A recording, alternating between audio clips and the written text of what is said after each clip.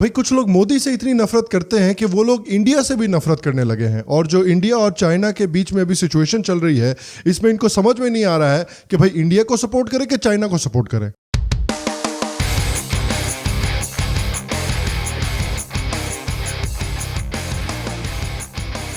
Hello Shyam Sharma show में आपका बहुत बहुत स्वागत है। आज मुझसे जुड़ने के लिए और आज का ये एपिसोड देखने के लिए आपका बहुत बहुत धन्यवाद। तो इंडिया और चाइना के बीच में जो हो रहा है वो सिचुएशन के बारे में तो आपने सुना ही होगा कि इंडियन आर्मी और चाइनीज आर्मी के बीच में लाइन ऑफ एक्चुअल कंट्रोल के पास गलवान वैली में एक बहुत बड़ी झड़प हुई, जिसमें करीब करीब 23 भारतीय जवानों को वीरगति प्राप्त हुई और 40 के ऊपर चाइना के जवान भी मारे गए। तो अगर आप जानना चाहते हैं कि चाइना और इंडिया के बॉर्डर पर क्या हुआ है, क्या पूरी सिचुएशन, क्या इसके पूरे डिटेल्स है, तो मैंने इसके बारे में एक बहुत डिटेल में पॉडकास्ट किया है यूसुफ उझानवाला के साथ, जिसको डिफेंस के बारे में, इंडियन डिफेंस के बारे में बहुत नॉलेज है। तो प्लीज वो पॉडकास्ट जाकर आप जरूर सुने और श्याम शर्मा शो के पॉडकास्ट को जरूर जाकर सपोर्ट करें iTunes पर, स्टिचर पर, स्पॉटिफाई पर, और उनको एक हाई रेटिंग भी दें। मैं यहां पर आपको एक संक्षिप्त में छोटा वर्जन बता देता हूं। ये सिचुएशन इस एरिया पर बहुत समय से चल रही है, क्योंकि चाइना जो है वो काफी समय से 1954 से वो धीरे धीरे इंडिया का जो जमीन है उस पर एनक्रोच करता जा रहा है। और अभी हाल में ही गलवान वैली, जो कि इंडिया की टेरिटरी है, चाइना ने अनाउंस कर दिया कि भाई गलवान वैली भी अब हमारा है। तो इस वजह से काफी टेंशन जो है इंडियन आर्मी और चाइनीज आर्मी के बीच में लाइन ऑफ एक्चुअल कंट्रोल के आसपास चल रही थी गलवान वैली को लेकर। तो इस गलवान वैली पर जो टेंशन चल रही थी, उस टेंशन को डिफ्यूज करने के लिए मीटिंग हुई थी इंडिया और चाइनीज आर्मी के बीच में, और उन्होंने डिसाइड किया कि एक टोकन डिसएंगेजमेंट किया जाएगा, जहां पर इंडियन आर्मी जो है वो थोड़ा पीछे हटेगी और चाइनीज आर्मी भी थोड़ा पीछे हटेगी। तो इंडियन आर्मी तो पीछे हट गई, फिर उन्होंने एक रिकॉनेसेंस मिशन भेजा गलवान वैली के पास कि आप चेक कीजिए कि चाइना पीछे हटा है कि नहीं। लेकिन हुआ ये कि चाइना थोड़ा पीछे तो हटा, लेकिन तुरंत ही उन्होंने वापस आके टेंट लगाने शुरू कर दिए गलवान वैली के पास। इसको देखकर जो रिकॉनेसेंस मिशन गया था देखने के लिए चाइना को, उनके बीच में और चाइनीज आर्मी के बीच में झड़प हुई। फिर उसके बाद इंडिया की तरफ से भी और सिपाही आए और चाइना की तरफ से भी और सिपाही आए, और क्योंकि इन्होंने एक टोकन डिसएंगेजमेंट कर रखा था तो इनके पास बंदूकें नहीं थी। तो चाइना की जो आर्मी थी वो लेकिन आयरन रॉड जैसे वेपन लेकर आई थी और उन्होंने इंडियन आर्मी को अटैक करना शुरू कर दिया। फिर इंडियन आर्मी ने भी वापस अटैक किया, और क्योंकि ये जो झड़प है ये एक बहुत ही संकरी, बहुत ही ऊंची जगह पर हुई थी और उसके बिल्कुल बगल में ही श्योक नदी बह रही थी, तो काफी जो सिपाही हैं चाइना के भी और इंडिया के भी, वो नदी में गिर गए, काफी लोगों को चोटें आई। तो देखिए, ये जो झड़प हुई है ना इंडिया और चाइना के बीच में, ये इतनी कोई सरप्राइजिंग भी नहीं है, क्योंकि चाइना जो है वो काफी समय से तिब्बत और इंडिया के बॉर्डर पर बहुत सारे ट्रूप्स और मिलिट्री इक्विपमेंट इकट्ठा कर रहा है। तो ये कोई एक्सीडेंट नहीं है, ये काफी समय से ये प्लानिंग चल रही है, क्योंकि चाइना के ऊपर अभी पूरी दुनिया का बहुत प्रेशर है और बहुत गुस्सा है जिस तरह से उन्होंने कोविड को हैंडल किया है। चाइना के लोगों का चाइना के ऊपर अभी बहुत गुस्सा है जिस तरह से उन्होंने चाइना में कोविड को हैंडल किया है। वुहान के लोग जो है वो बहुत नाराज है चाइनीज गवर्नमेंट से। उसके ऊपर से वो उइघुर्स का पूरा मैटर है, हांगकांग का पूरा मैटर है, फ्री स्पीच का पूरा मैटर है। तो इन सब चीजों से अटेंशन डाइवर्ट करने के लिए और चाइना के लोगों को वापस अपनी साइड पर लाने के लिए चाइनीज गवर्नमेंट जो है वो नेशनलिज्म का इस्तेमाल कर रही है कि भाई हम इंडिया के साथ कुछ झड़प करेंगे, इंडिया के साथ कुछ वॉर या बैटल करेंगे, इससे जो चाइना के जो लोग हैं वो हमारी साइड पर आ जाएंगे। तो चाइना जो है वो आर्मी इकट्ठा कर रहा है इंडिया के बॉर्डर पे, वेपन्स इकट्ठा कर रहा है, मिलिट्री इक्विपमेंट इकट्ठा कर रहा है इंडिया के बॉर्डर पे। वो एक जंग करना चाहता है इंडिया के साथ, भारत के लोगों को, भारत के सिपाहियों को मारना चाहता है, और ऊपर से वो एक ब्रूटल डिक्टेटरशिप है जो इंडिया जैसी डेमोक्रेटिक कंट्री को अटैक करना चाहता है। लेकिन भारत के लिबरल्स को ये समझ ही नहीं आ रहा कि वो हैं किस साइड, वो चाइना के साइड है वो या इंडिया के साइड है। मैं तो आप ही की तरफ हूँ। ये कैसे मेरी तरफ? अरे यहाँ तो बड़ा हंगामा है यार। तो जब ये झड़प हुई और भारत के कई सैनिक मारे गए, उसके बाद कांग्रेस के उदित राज ने लिखा 5.6 इंच, उसके नीचे फ्रस्ट्रेटेड इंडियन ने लिखा चाचा मिलीमीटर लिखा होगा, स्केल पे ठीक से नापो।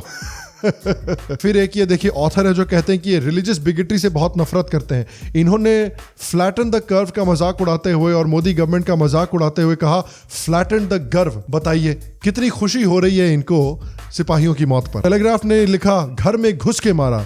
बताइए इतनी खुशी। महबूबा मुफ्ती ने लिखा लगता है चाइना ने घर में घुस के मारने के कॉन्सेप्ट को हाईजैक कर लिया है। अरे कंट्रोल, इतनी खुशी है, इतनी खुशी हो रही है आपको भारत के सैनिकों के मरने पर। इतनी खुशी मुझे आज तक। अबे रुक, ये ले। इतनी खुशी आज तक नहीं हुई। और उसके बाद कुछ ऐसे लोग भी हैं जो चाइनीज सिपाही मरे हैं उनकी न्यूज को छुपाने की कोशिश कर रहे थे ताकि ये दिखा सके कि देखिए देखिए देखिए चाइना आया, सिर्फ भारत के सिपाहियों को मार के चला भी गया और इंडिया कुछ भी नहीं कर पाया, ताकि वो इंडिया को कमजोर बोलते रहे, मोदी को कमजोर बोलते रहे और उनको अटैक करते रहे। Report 20 Indian soldiers killed, Rohini madam. ये तो देखिए, this is the weakest government in years. Report 43 Chinese soldiers killed.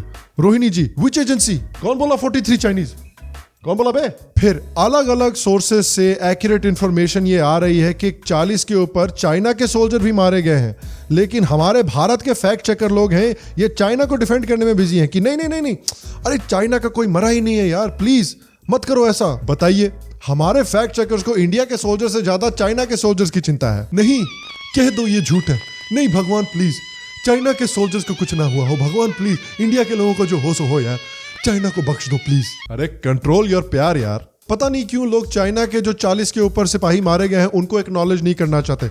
#Chinese lives matter यार। ये बस दिखाना चाहते हैं ना कि भाई चाइना हमारे घर में घुस के आया, इंडिया के सोल्जर्स को मार के चला गया और उनका कुछ भी नहीं बिगड़ा, ताकि वो इंडिया को अटैक कर सके। अगर इन्होंने एक्सेप्ट कर लिया कि 40 के ऊपर चाइनीज सोल्जर्स भी मारे गए हैं तो इनका तो पूरा प्रोपेगेंडा ही गिर जाएगा। और जैसा कि मैंने शुरू में कहा कि कुछ लोग मोदी से इतनी नफरत करते हैं कि उसके साथ साथ वो इंडिया से भी नफरत करने लग गए हैं। वो बहुत खुश हैं भारत के सोल्जर्स जो मारे गए हैं उनका मजाक उड़ाते हुए, क्योंकि उस तरह से हम मोदी को भी अटैक कर पाएंगे। तो ये मैडम कहती हैं देखिए कि कॉफिन पे PM केयर्स लिखा हुआ रहेगा, बताइए। और फिर ये भाई साहब हैं, एक कॉमेडियन है, इन्होंने इंस्टाग्राम पर एक पोस्ट डाला है जहां पर शी जिनपिंग ने मोदी की गर्दन पे अपना घुटना रखा हुआ है और मोदी कह रहा है आई कांट ब्रीथ। बढ़िया है, हमारी आर्मी का मजाक उड़ाएंगे, हमारे जो वीर गति को प्राप्त हुए हैं जवान उनका मजाक उड़ाएंगे। बस क्यों? क्योंकि भाई मोदी से नफरत है तो इंडिया को भी अटैक करेंगे। और खैर कम्युनिस्टों की तो बात छोड़िए, कम्युनिस्ट अपने बाप के नहीं होते, इंडिया के क्या होंगे। और देखिए, जैसा कि मैंने कहा कि ये जो लेफ्टिस्ट है ना, इनकी जो मोदी हेट्रेड है वो इंडिया हेट्रेड में बदल गई है। कई ऐसे लोग हैं जो मोदी से नफरत भी करते हो, मोदी से एग्री भी नहीं करते हो, लेकिन इस समय पर वो कहते हैं कि हम सबको एकजुट होना चाहिए, हम सबको यूनाइट होना चाहिए और यूनाइटेड तरीके से गवर्नमेंट को सपोर्ट करना चाहिए और आर्मी को सपोर्ट करना चाहिए। लेफ्टिस्ट ऐसा नहीं मानते। लेफ्टिस्ट मानते हैं कि भाई क्योंकि हम मोदी से नफरत करते हैं इसका मतलब हम इंडिया से भी नफरत करते हैं, भाड़ में जाए इंडिया। और कई लोग कहेंगे मुझसे कि अरे भाई मोदी भी जो है वो कांग्रेस को अटैक किया करते थे जब कांग्रेस पावर में थी और जब कोई बाहर वाला देश इंडिया पर अटैक करता था। चीन आए दिन आंखें दिखाता रहता है, हमारी धरती पर घुस जाता है। इतना ही नहीं, ब्रह्मपुत्रा की नदी का पानी रोकने पर उतारू है, अरुणाचल प्रदेश को हड़प करने पर उतारू है। मित्रों, समस्या सीमा पर नहीं है,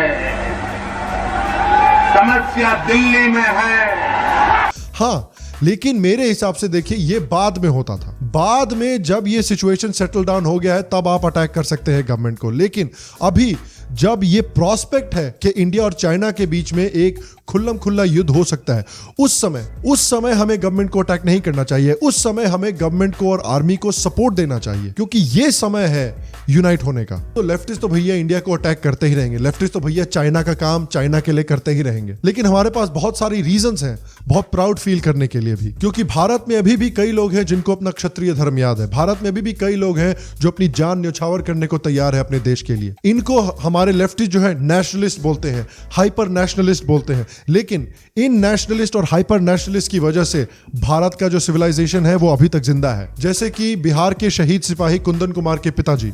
देश के लिए बेटा ने शहीद हुआ है और पोता को भेज रहे हैं, 2 ठो पोता है उसको भेजे। जैसे कि शहीद सिपाही संतोष बाबू के पिताजी। तो जो लोग भी आर्मी में सर्व करते हैं और जो लोग भी आर्मी में सर्व करने वालों के परिवार हैं, उनको मेरी तरफ से, श्याम शर्मा शो की तरफ से बहुत बड़ा प्रणाम। खुशी की बात है कि कुछ लोगों को अभी भी भारत में क्षत्रिय धर्म याद है, और ये एक समय है कि जिन लोगों को अभी भी हमारे भारत का क्षत्रिय धर्म याद है उन लोगों को सपोर्ट करने का।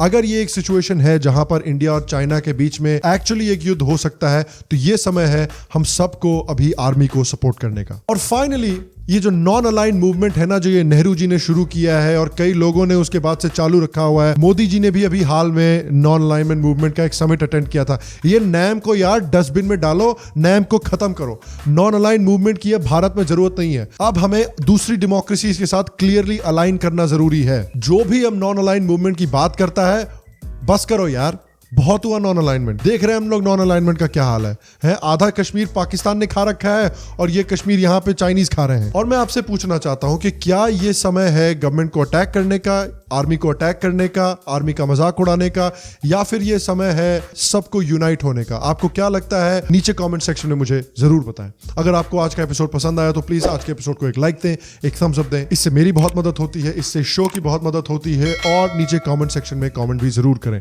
अगर आपको आज का एपिसोड पसंद आया और आप श्याम शर्मा शो को सपोर्ट करना चाहते हैं तो श्याम शर्मा शो के पेट्रियन को भी सपोर्ट करें, इससे श्याम शर्मा शो की ऑब्वियसली बहुत मदद होती है।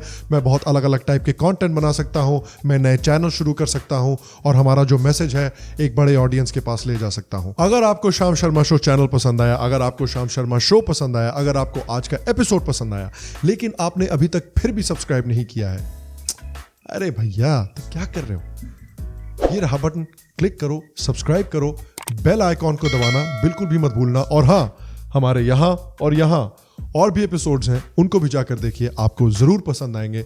मैं आपको अगले एपिसोड में मिलूंगा और तब तक स्वस्थ रहिए, सुखी रहिए और फिर मिलेंगे। जय हिंद।